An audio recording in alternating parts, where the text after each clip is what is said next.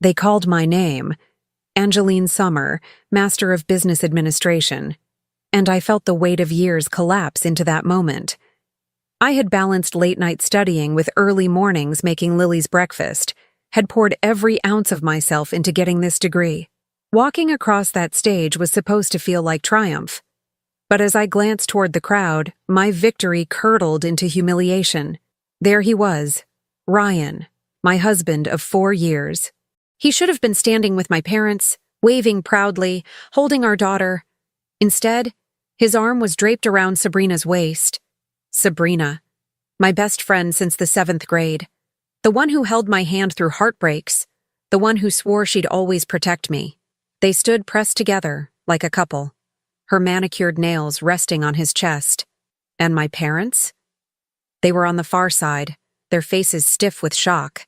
I froze mid-step, the tassel swaying against my cheek as if mocking me. Around me, applause dulled into confused murmurs. Someone near the front gasped loud enough to ripple through the quiet.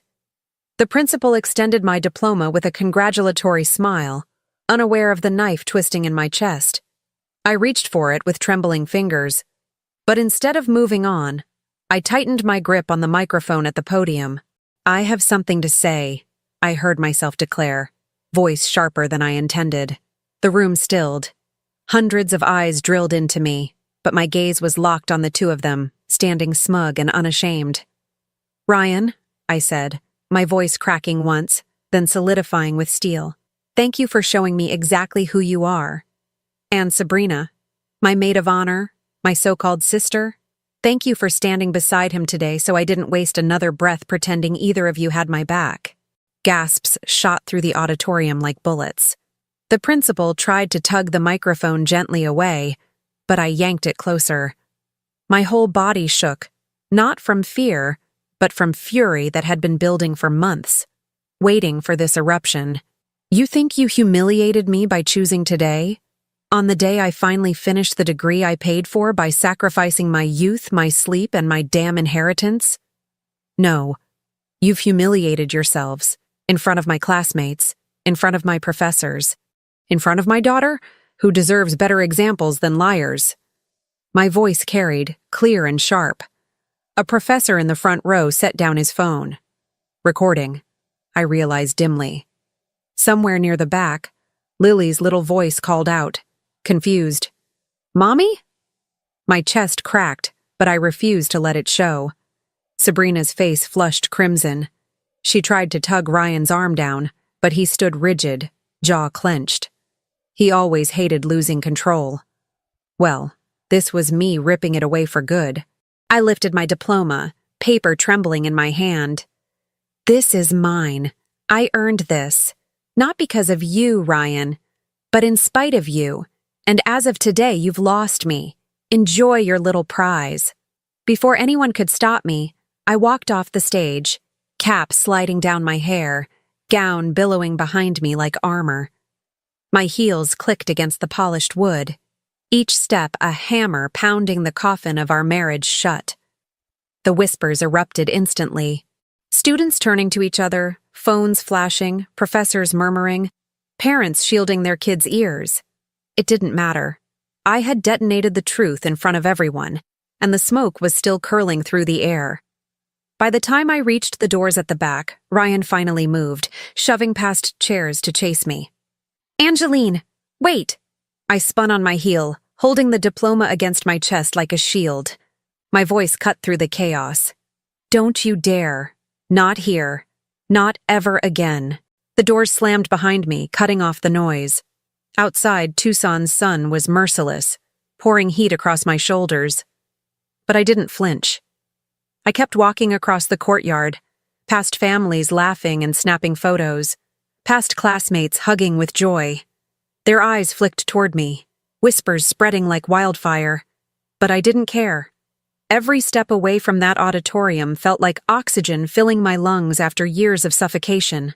I had been humiliated, yes, but I had not been destroyed. When I reached the edge of the parking lot, I finally allowed myself to stop. My hands shook violently, adrenaline buzzing under my skin. I pressed my forehead against the cool glass of my car window and let out a ragged laugh that sounded more like a sob. How many nights had I ignored the signs? Ryan working late, Sabrina offering to keep him company during business dinners. The sudden silences when I entered the room. I had told myself I was paranoid, that stress was making me suspicious.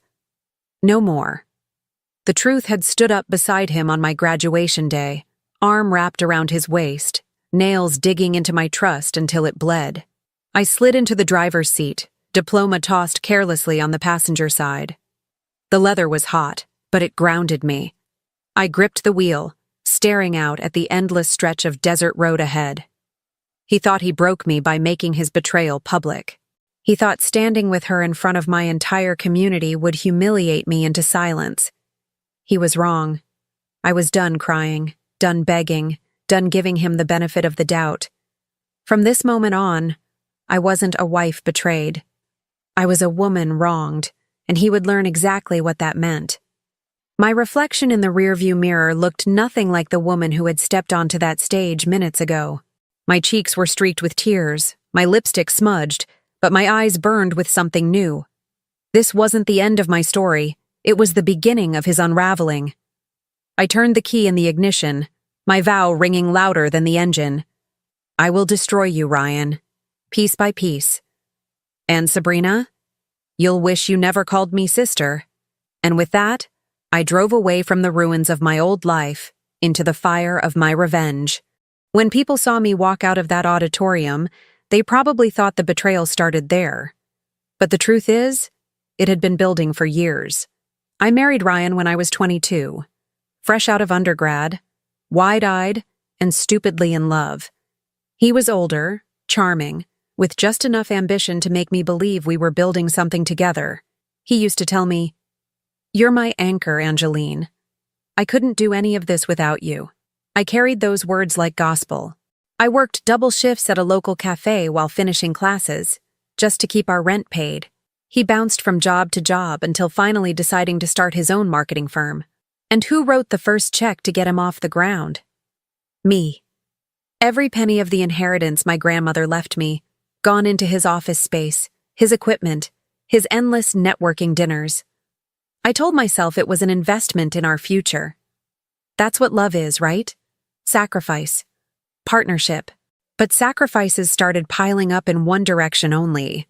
When I found out I was pregnant with Lily, it felt like the universe was finally rewarding me. A new life. A chance to create the family I had always dreamed of. I juggled everything. Morning sickness, classes, and supporting Ryan as his business limped along. He never seemed to notice how much I carried.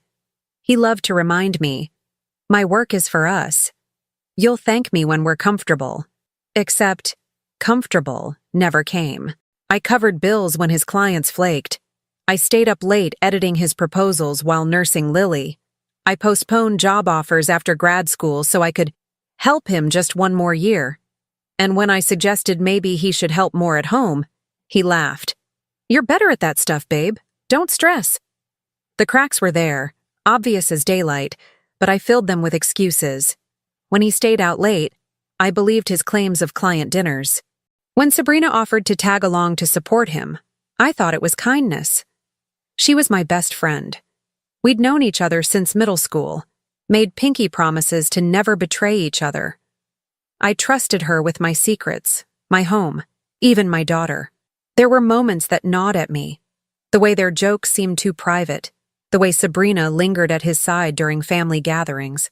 I remember one Thanksgiving, Ryan carved the turkey while Sabrina leaned so close their shoulders touched. My aunt raised an eyebrow at me, but I forced a smile. "They're just friends," I said, convincing myself as much as her. Then came the late-night calls. Sabrina would text me, "Ryan's stressing about the pitch, I'm helping him rehearse." I swallowed the unease, telling myself it was innocent. What best friend stabs you in the back like that? What husband risks it all so openly? Looking back, I see how blind I was. How eager I was to believe in the life I thought I had built. The confirmation didn't come until weeks before graduation. My cousin, Mia, spotted them at a bar on a Friday night. not just sitting together, but holding hands under the table, her head tilted against his shoulder. Mia sent me photos, her voice shaking over the phone. "Angie, I didn't want to believe it, but you need to see this." I stared at those pictures for hours, my stomach in knots, my mind desperately searching for explanations. Friends don't touch like that. Husbands don't lean into anyone else's hair with that look in their eyes. When I confronted Ryan casually, he brushed it off. "Mia hates me. You know she's always stirring drama." And Sabrina swore, "Angie, please, I would never." Their lies were so polished I almost doubted my own eyes. Almost. But then Lily, my 4-year-old, sealed the truth. She climbed into my lap one night, playing with my necklace, and whispered, "Daddy was kissing Auntie Sabrina in the car." The world tilted under me. Out of the mouths of babes, unfiltered and innocent. I felt the air leave my lungs, the blood drain from my face. My little girl didn't know how her words gutted me, how they confirmed what I already knew but hadn't wanted to face. That's when the last of my illusions died. I wasn't just betrayed as a wife. I was betrayed as a mother, a daughter, a friend.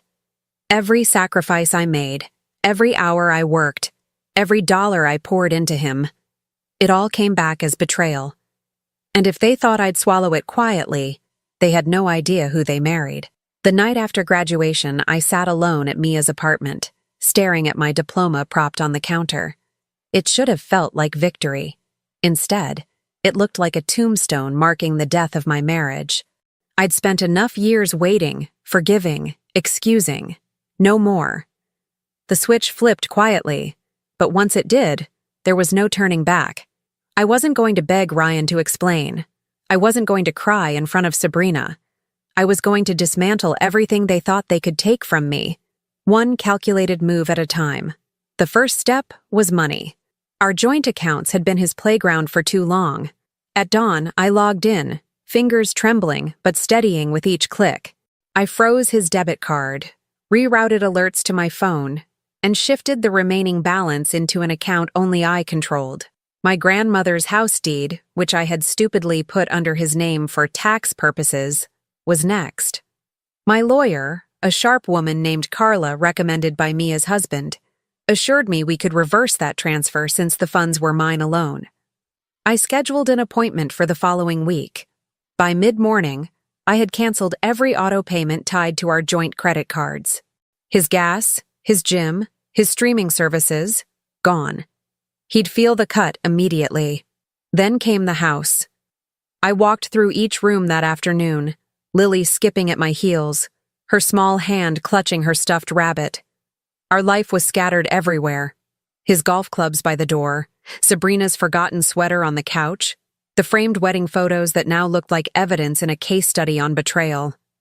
I packed only what Lily and I needed: clothes, documents, toys, the essentials. Everything else could rot with him. I left his things untouched, like relics in a museum of mistakes. With boxes loaded into my cousin's SUV, I called a realtor I trusted from class, someone who owed me a favor. "List it," I told her, "as fast as you can." Her sharp intake of breath said it all. "Are you sure?" I've never been surer. By the time Ryan realized what was happening, the gears were already turning. That evening, he stormed into Mia's apartment without knocking, his face blotched red, veins straining in his neck. "What the hell are you doing, Angeline?" I looked up from Lily's coloring book, calm as ice. "What I should have done months ago." He jabbed a finger toward me. "You can't just empty the accounts. You can't sell the house without me. Watch me," I said, voice low but steady. "The inheritance I put into it was mine. The down payment was mine. And the courts will agree." His mouth opened and closed like a fish gasping for air. For once, Ryan didn't have a polished speech. "You're acting crazy," he spat. "This is exactly what Sabrina said you'd do, flipping out and—" The mention of her name was his mistake. My eyes narrowed, and I cut him off with a laugh so cold it startled even me. "Don't you dare bring her into this. You two wanted to play house behind my back? Fine. Now you can play broke together." Lily looked up at him then, her little brow furrowed. Daddy, why were you with Auntie at Mommy's school?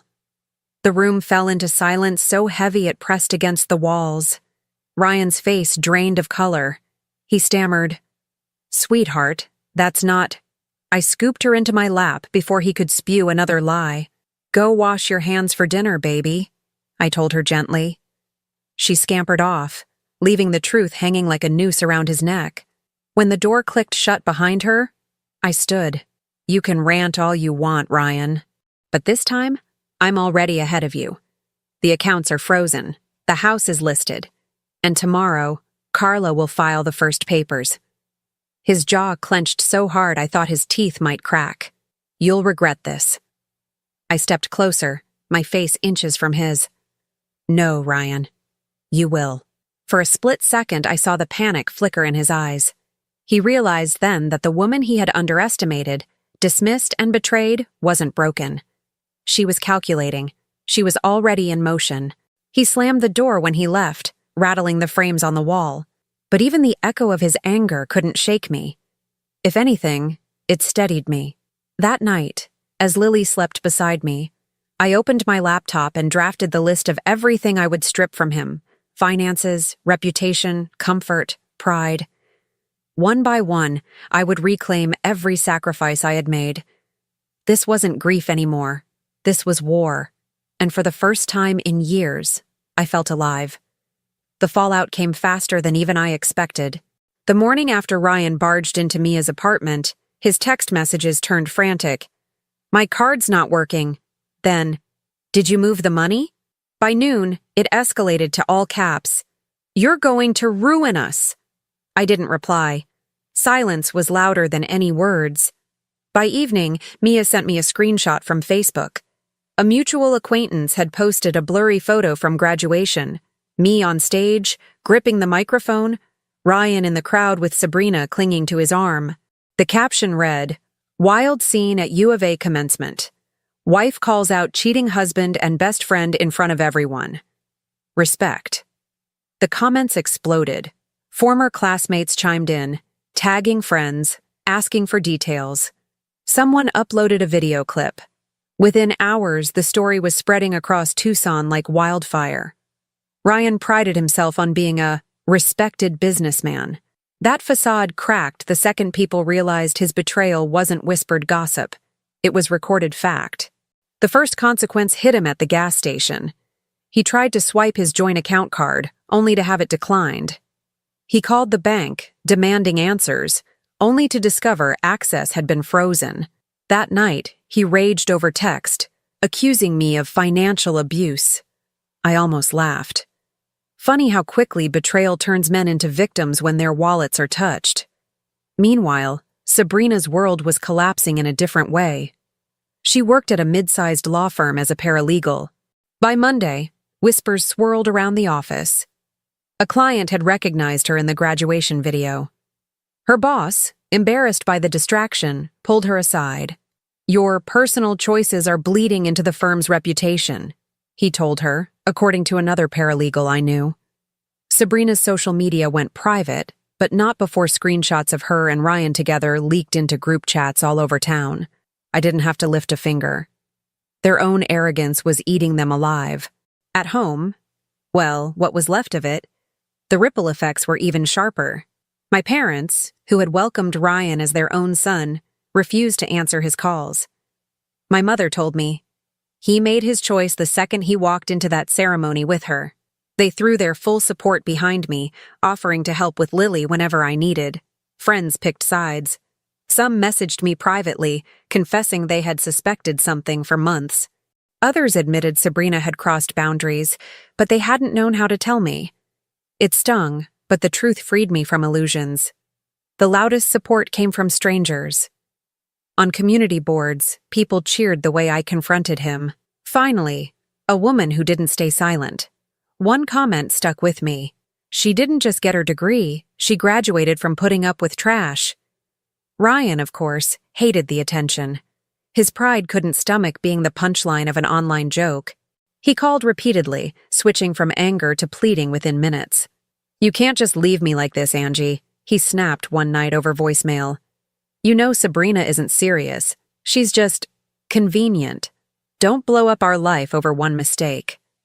One mistake, as if years of lies and stolen moments behind my back were a slip of the tongue. Then came the desperate attempt. It was late, Lily already asleep, when the buzzing at Mia's door startled us both. Ryan stood outside, hair unkempt, eyes bloodshot. He looked nothing like the polished man who used to boast about his image. Please, he said, when I cracked the door an inch. His voice shook, low enough that it almost sounded sincere. We can fix this. I'll cut it off with her. Just give me a chance. I stared at him through the crack, the chain still fastened. You didn't just cheat, Ryan. You betrayed me in public. You humiliated me in front of my daughter. That doesn't get fixed with promises. He reached out, fingers brushing the doorframe. Angeline, don't do this. I need you. I let the silence hang, heavy and deliberate, before answering. You needed me when I paid your bills. You needed me when I gave up everything for your business. Now? You're on your own. The slam of the door reverberated through the apartment. For the first time in years, it wasn't me who felt shut out. It was him. Inside, I leaned against the wall, heart racing but steady. The first cracks were showing in his armor, his money, his image, his control, all slipping away. And this was only the beginning. It happened 2 weeks later, at one of Tucson's busiest restaurants on a Friday night. I didn't plan it. Ryan did. He called earlier that day, his tone carefully smoothed over, like he thought if he used his business voice, I'd forget the venom he spat the week before. Let's talk face to face. Neutral ground. Dinner. Public place. For Lily's sake. I almost ignored him, but part of me wanted to watch him flail in front of an audience again. So I agreed, with one condition. Mia came with me. If Ryan wanted a scene, I'd give him one. The restaurant buzzed with the hum of weekend chatter, glasses clinking, waiters weaving between tables. When we walked in, Ryan was already seated near the center, where everyone could see. Typical. He wanted witnesses. His suit was pressed, his hair slicked back, but his eyes darted nervously as soon as he spotted us. Angeline, he said, standing, voice carrying across 2 tables. You look beautiful. The words rang hollow. I sat across from him, Mia beside me. Cut the performance. Say what you need to say. He leaned forward, palms open as though rehearsed. I made mistakes. I know that. But I love you. I love our family. Sabrina means nothing. A scoff escaped before I could stop it. Nothing? You stood with her at my graduation. You let our daughter watch you choose her over me. A couple at the next table turned their heads. Phones were already angled subtly in our direction. Ryan noticed too late. I panicked, he said, dropping his voice. She pressured me. She threatened to tell you. Threatened? I cut in, laughing coldly. You call screwing my best friend pressure? No, Ryan. That's choice. And you made it over and over again. Mia reached for her water, hiding her smirk. The volume of nearby conversations dipped. People were listening. Ryan shifted tactics, lowering his voice in what he probably thought was intimacy. Look, Angie, we can work this out privately. We don't need everyone else involved. That was my cue. I straightened, my own voice crisp, loud enough to travel. Privately? You lost the right to privacy when you humiliated me in public. You lost it when you dragged Sabrina into our lives like she belonged there more than I did. A server froze mid-step, tray balanced in his hands. Ryan flushed, his polished mask slipping. You're exaggerating. People don't need to hear this. Oh, they already know. I pulled my phone from my purse, unlocking it to the folder Mia had helped me organize. Screenshots of messages, receipts of hotel charges on joint accounts, photos Mia had sent from that bar. You think you can spin the story, but here's the truth. You used my inheritance to fund nights with her. You lied to me, to Lily, to our families. That's not just betrayal, Ryan. That's theft. The word cracked like thunder. A hush fell over the restaurant. A woman at the bar whispered something to her date, eyes glued on us. Another diner lifted his phone higher, recording openly now. Ryan's hand shot out across the table, trying to snatch the phone. I pulled it back, lips curling. Go ahead. Prove me right in front of everyone. His composure broke completely. He slammed his palm against the table, silverware rattling. Enough. Exactly, I said, rising to my feet. Enough of your lies. Enough of your manipulation. Enough of pretending you're a man worth my time. I leaned closer, locking eyes with him, my voice dropping to a deadly calm that carried more weight than a scream. Here's your truth, Ryan. You'll never control this narrative again. Not in public, not in private. You are exposed. And the world will remember you not as a businessman, not as a husband, but as the man who lost everything because he couldn't keep his hands off his wife's best friend. Gasps rippled through the room. Someone clapped. The sound spread like wildfire until half the restaurant was applauding. Phones flashed.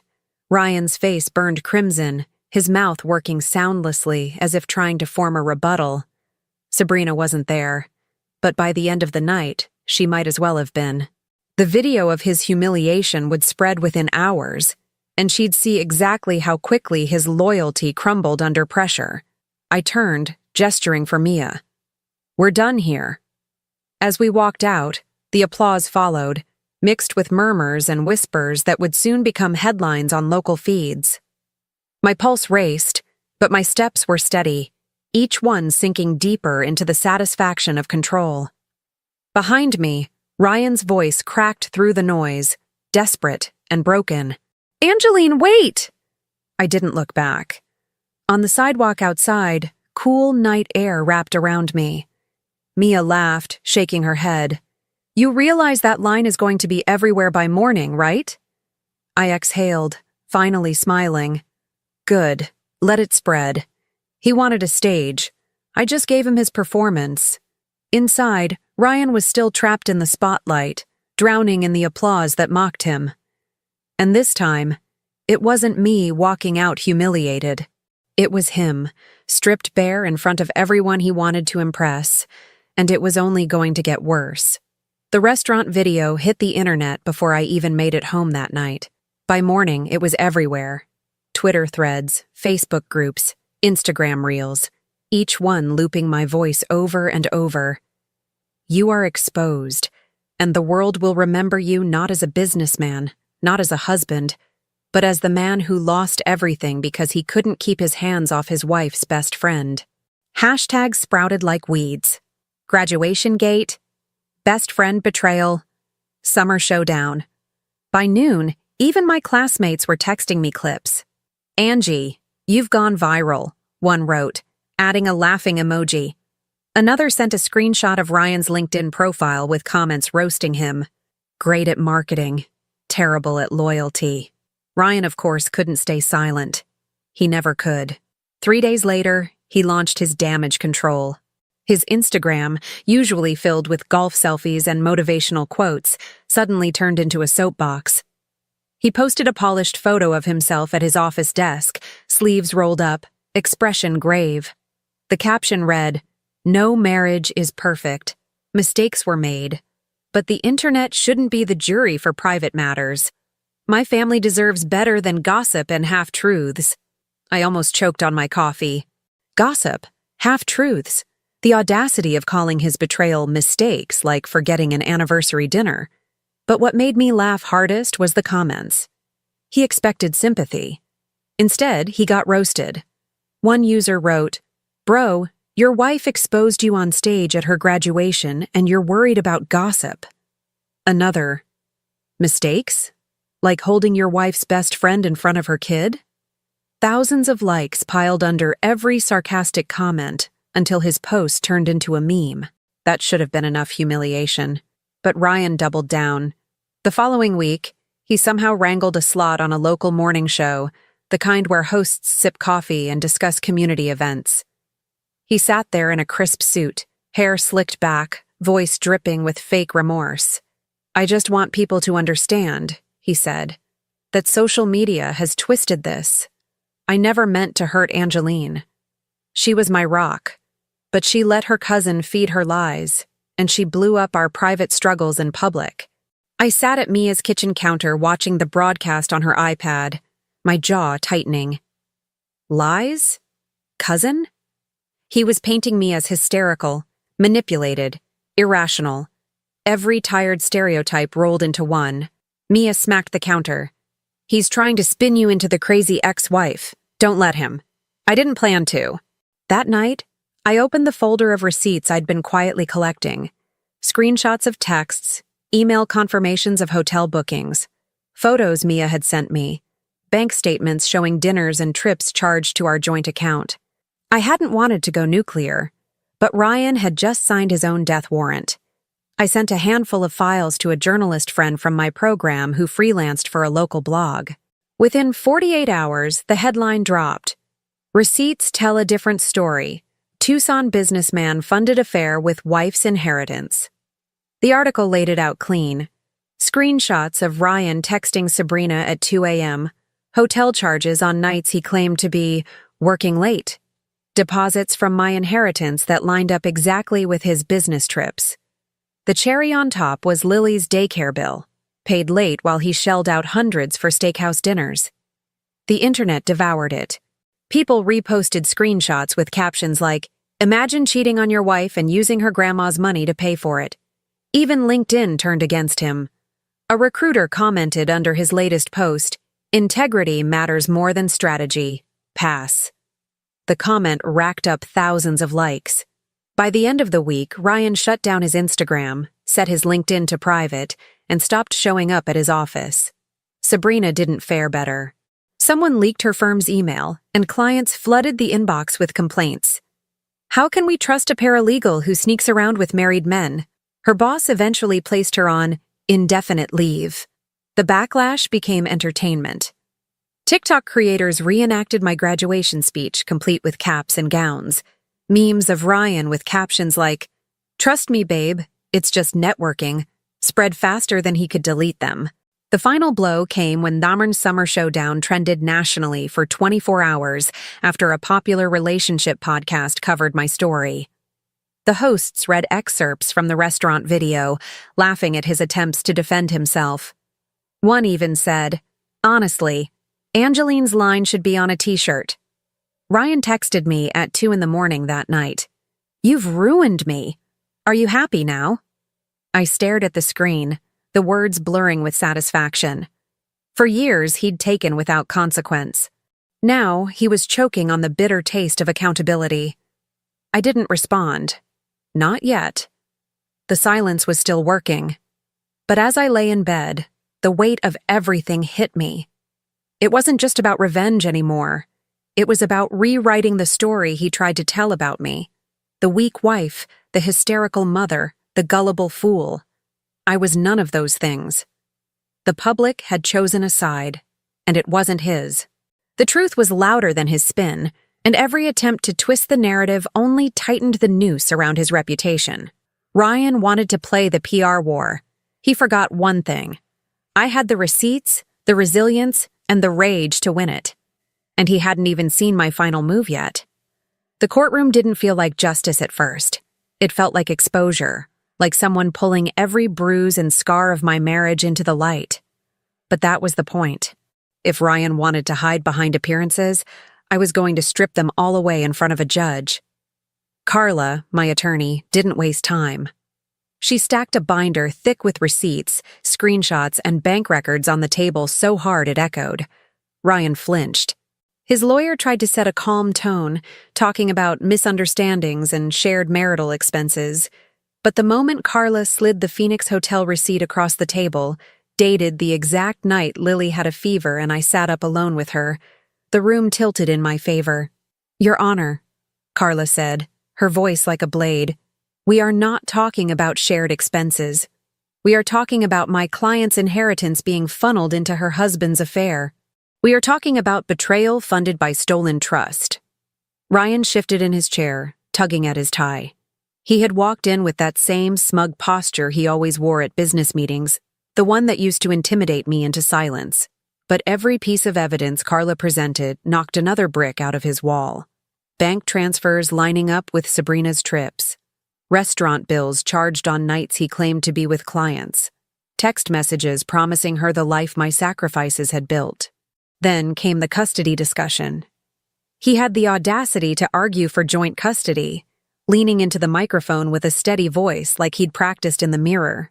"Your Honor, my daughter needs both parents. I've always been a present father."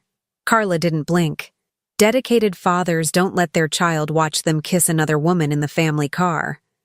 She had Lily's small statement on record, innocent words that cut deeper than any receipt.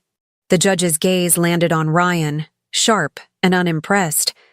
When the gavel came down, awarding me temporary full custody until final review, Ryan's composure cracked. He dropped his head into his hands, shoulders shaking not from grief, but from fear. The money followed. The accounts I had already frozen were officially transferred under my name. My grandmother's inheritance, which I had stupidly funneled into the house, was restored legally to me. The equity, the down payment, all recognized as mine. The house itself was ordered to be sold, proceeds divided with adjustments in my favor. Ryan's lawyer tried to argue for his BMW, a car he loved more than most people. But Carla reminded the court it had been purchased with funds I earned while working 2 jobs. The judge ruled it marital property. The car would be sold to cover debts. Every little luxury he'd flaunted, his golf membership, his custom suits, the dinners he bragged about, was stripped from him piece by piece. His credit cards were already months behind. Without me propping him up, his financial empire was nothing more than air. Meanwhile, Sabrina's world unraveled in parallel. Word of her affair had already spread through her firm. A client who recognized her from the graduation video emailed the partners. Another left a scathing review online. Within weeks, she was placed on indefinite leave. Her parents, once proud of their responsible daughter, shut their door on her, telling neighbors they had nothing to do with her choices. Ryan had no money, and she had no stability. Their little romance began to look less like passion and more like 2 people clinging to each other while drowning. Ryan's family didn't save him either. His father, who had always been cold toward me, surprised everyone by calling me directly. "I won't cover his mistakes this time," he said. "He's on his own." His brother, who once idolized Ryan, unfollowed him publicly, posting vague quotes about betrayal and integrity. Even his own blood wanted distance. The fallout was complete. By the time the court's final ruling came down, full custody to me, restitution of my inheritance, spousal support calculated from what little he had left, Ryan was a shell. The man who once strutted around Tucson as a businessman with influence now took calls in hushed corners, begging old clients not to drop him. Most of them already had.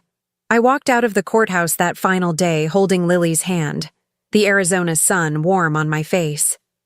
Ryan trailed behind us, head bowed, his suit rumpled, his eyes empty.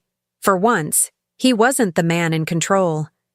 He was the one people whispered about in the hallway, the man who lost everything because he thought he was untouchable.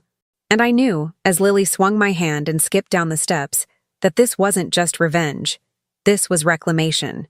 I had taken back everything he stole from me. My money, my pride, my voice, my future. He was broke, abandoned, and exposed. And I was free. I didn't expect to see him again so soon. Months had passed since the court ruling, and I thought maybe Ryan had finally learned to stay out of my life. But one Saturday afternoon, as I loaded groceries into my car with Lily in the back seat singing to herself, he appeared. His BMW was gone, replaced by a dented old sedan that coughed smoke as it pulled into the lot. He looked thinner, older, the arrogance worn off him like paint stripped by the desert sun.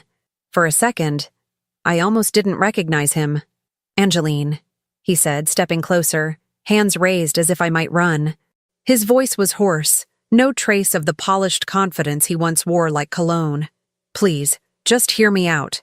I shut the trunk, sliding my sunglasses down so he could see my eyes. "You shouldn't be here, Ryan." "I had to see you." His shoulders sagged. "I'm ruined. The business is gone. Sabrina's gone. My family won't take my calls. I don't have anyone. For a moment, I just looked at him. The man who once strutted into rooms like he owned them now stood in a parking lot begging for scraps of attention. It was almost pitiful. Almost. You did this to yourself, I said, keeping my voice even. Every choice, every lie, every betrayal. You thought you could have it all. Now you have nothing. He stepped closer, desperation leaking into every movement. I loved you, Angie. I swear I did. I was stupid. I thought Sabrina was... I don't even know anymore. She left me when the money dried up. She said she never loved me. His face twisted, anger mixing with shame. But you're my wife. You're the only person who ever really believed in me. I laughed, sharp and humorless. Believing in you cost me everything. My inheritance, my trust, my best friend. You cashed in every piece of loyalty I gave you, and you thought I'd never notice the debt piling up. His eyes glossed with tears. Can't we start over? For Lily's sake? She deserves both of us. At the mention of her name, my spine stiffened. I glanced at the back seat where her little head was bent over a picture book, oblivious.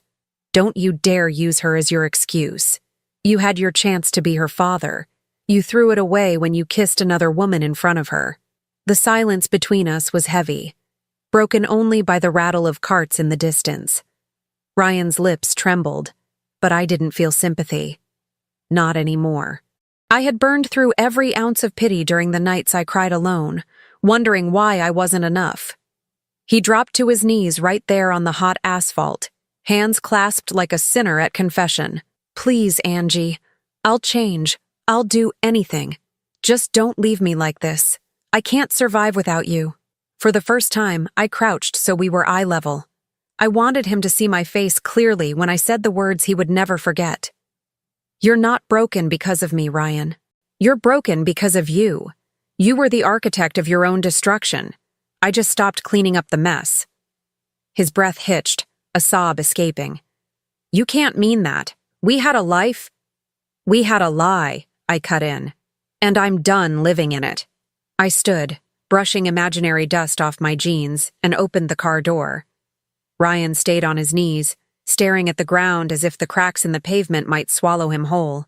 I slid behind the wheel, buckled my seatbelt, and glanced once more at him through the glass. You wanted control, Ryan. Now you're left with consequences. Remember that. The engine roared to life. Lily looked up from her book, smiling. Ready to go home, Mommy? I smiled back at her, warmth flooding through me. Yeah, baby. We're ready. As I pulled out of the lot, I didn't look in the rearview mirror again. Whatever remained of Ryan could stay there, kneeling on the asphalt, begging ghosts for forgiveness. I had already walked away. This was just the final nail in the coffin. 2 years later, I barely recognized the woman I used to be. The weight of betrayal doesn't sit on my chest anymore. It's a memory. Sharp, but distant, like an old scar that no longer hurts when touched. My life isn't perfect. No one's is, but it's mine. Built with my own hands, free from lies and manipulation. Lily is 6 now, all freckles and laughter. She's stronger than I ever imagined, sharper too. The first time she read a book cover to cover on her own, she looked up at me with pride and said, "We did it, Mommy." I hugged her tight because she was right. We did it. Every step out of the wreckage, we did together. I have a steady job now, consulting for small businesses across Arizona. The same degree that Ryan once tried to overshadow at my graduation became the key to building a life I control. My clients respect me. My colleagues admire me. And at night, when Lily is asleep, I sometimes sit at the kitchen table, laptop glowing, and marvel at how peaceful ambition feels when it isn't chained to someone else's ego. Ryan's name still floats around Tucson, but not with admiration. He lost the firm, sold the BMW, burned through what little savings he had left. I heard from a friend that he's renting a single bedroom in a rundown apartment complex on the east side. No Sabrina, no business lunches, no spotlight. Just the shadow of a man who once thought he was untouchable. The last time I saw him was by accident, in a grocery store aisle. He avoided my eyes, shoulders hunched, a basket of frozen dinners dangling from his hand. For a second, I almost pitied him. Almost. Then Lily tugged my arm, asking if we could buy sprinkles for her cupcakes, and I remembered exactly why I walked away. People still bring up my graduation sometimes. The viral videos have long stopped trending, but locally, it's a story that stuck. When it comes up, I don't shrink. I smile. Because that moment, painful as it was, became my rebirth. Betrayal stripped me down, but freedom built me back up. I don't thank Ryan or Sabrina for that. They don't deserve the credit. I thank myself for finding the strength to leave, to fight, to win. Sometimes late at night, I think about the vow I made when I left that auditorium. I will destroy you, Ryan. And in every way that mattered, I did.